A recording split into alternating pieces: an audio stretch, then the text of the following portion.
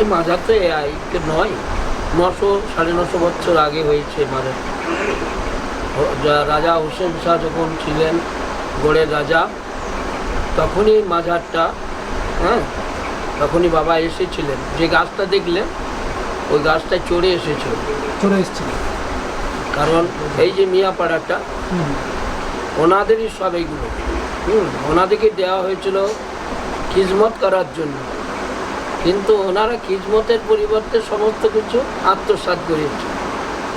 এই দিঘিটা বাবার ছিল, হালনা না দেওয়াতে ওয়াকাফের কাছে চলে গেছে। এবার এই নিচে থেকে নেমে ওই বাবরগ্রাম পর্যন্ত যত যাবেন সবই বাবার জন্য। আচ্ছা, খাদিমদের নামে ছিল, সব নিচে খেয়ে নিয়েছে। আজ বাবার এই হালে ছিল।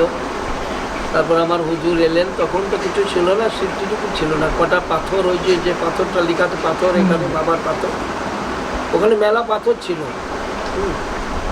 দামি দামি পাথর, যেসব পাথরে মানে এত দাম মানে চিন্তা করতে পারবে না। দুখানা পাথর নেমেই গেছে, আর যে কখানে ছিল দুটো চুরি হয়ে গেছে, আর ওই কটা ছিল সেই কটাকে নিয়ে এসে ওখানে দেখা হয়েছে। আর বাবার ওই নিচে কিছু পাথর দিয়ে বাবার ওই সমাধিটা করা হয়েছে। আপনি এখানে কি হিসেবে আছেন? আমি এখানে এই তো ইনি খেজমত হিসাবে আছেন, আমি মাঝে মাঝে আছি এখানে। আমি আজ 27-28 বছর এখানে আসছি।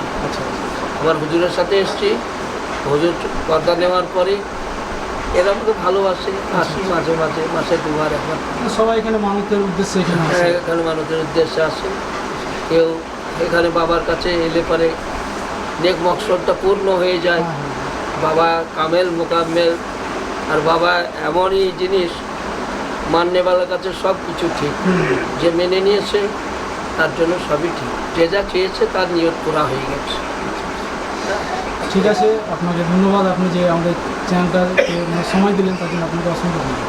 আমি ধন্যবাদ দিচ্ছি, আপনারা যে এসছেন এত পরিশ্রম করে, হ্যাঁ, আপনাদের যেন পরিশ্রমের পারিশ্রমিক মিলে যায়।